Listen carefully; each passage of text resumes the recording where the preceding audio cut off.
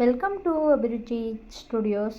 ನಾನಿವತ್ತು ನಿಮಗೆ ಪಾಲಕ್ ಸೊಪ್ಪಿನ ಪಕೋಡ ಮಾಡೋದು ಹೇಗೆ ಅಂತ ತೋರಿಸ್ಕೊಡ್ತೀನಿ. ತುಂಬ ಕ್ರಿಸ್ಪಿಯಾಗಿ ತುಂಬ ಟೇಸ್ಟ್ಫುಲ್ಲಿಯಾಗಿರುತ್ತೆ. ನೀವು ಒಮ್ಮೆ ನಿಮ್ಮ ಮನೇಲಿ ಟ್ರೈ ಮಾಡ್ಬೋದು.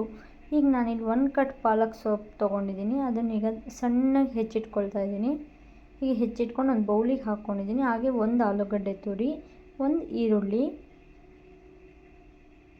ಹಾಗೆ 1 ಕಪ್ ಕಡಲೆ ಹಿಟ್ಟು, ಹಾಗೆ ಓಂಕಾಳು, ಜೀರಿಗೆ ಪೌಡರು, ಚಾಟ್ ಮಸಾಲ, ಅಚ್ಚ ಖಾರದ ಪುಡಿ,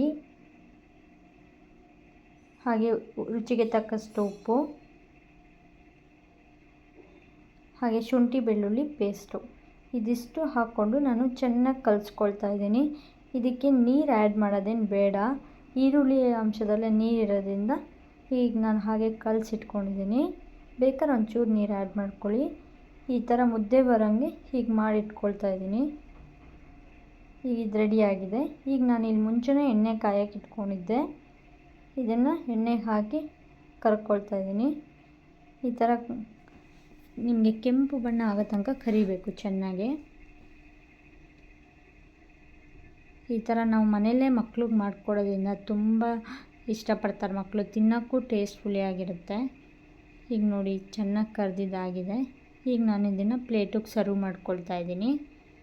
ಈಗ ಪಾಲಕ್ ಸೊಪ್ಪಿನ ಪಕೋಡ ರೆಡಿಯಾಗಿದೆ. ಈ ರೆಸಿಪಿ ನಿಮಗೆ ಏನಾರು ಇಷ್ಟ ಆಗಿದರೆ ಲೈಕ್, ಶೇರ್, ಸಬ್ಸ್ಕ್ರೈಬ್ ಮಾಡಿ.